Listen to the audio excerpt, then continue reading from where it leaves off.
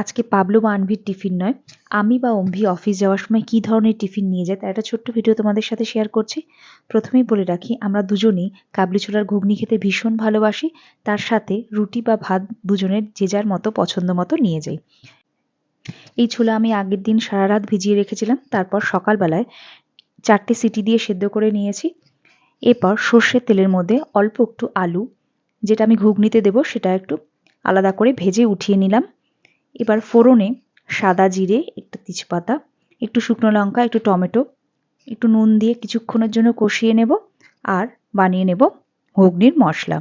তার জন্য কিছুই না, হলুদ গুঁড়ো, লঙ্কা গুঁড়ো, ধনে গুঁড়ো, অল্প জিরে গুঁড়ো, একটু নুন দিয়ে একটু জল মিশিয়ে রেডি করে নিতে হবে। এবার ওই টমেটো আর ফোড়নের সাথে এই মশলা ভালো করে একটু কষিয়ে রান্না করে নিতে হবে। এবার কড়াইতে অল্প একটু পেঁয়াজ লাল করে ভেজে নিয়ে তার মধ্যে আদা রসুন বাটা আর সেই কষানো মশলা দিয়ে কিছুক্ষণের জন্য একটু রান্না করে নেব। আমি দেখেছি মশলার পরিমাণ যদি সঠিক থাকে, আলাদা করে বাজার থেকে কেনা ছোলে মশলা কিন্তু এর মধ্যে দিতে হয় না। এবার ঘুগনি সেদ্ধ করা জল শুদ্ধ ওই মটর এর মধ্যে মিশিয়ে নিলাম। এই জলটায় ঘুগনিতে একটা আলাদা স্বাদ দেবে।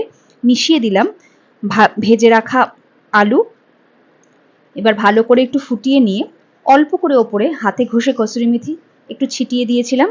আর দিয়ে দেবো আমার বাড়িতে তৈরি করা এই মশলা, সমস্ত গোটা মশলা আমি গুঁড়ো করে সাধারণত ঘুগনি বা কালিয়ার জন্য রেখে দিই। ব্যাস, আমাদের টিফিন আজকের মতো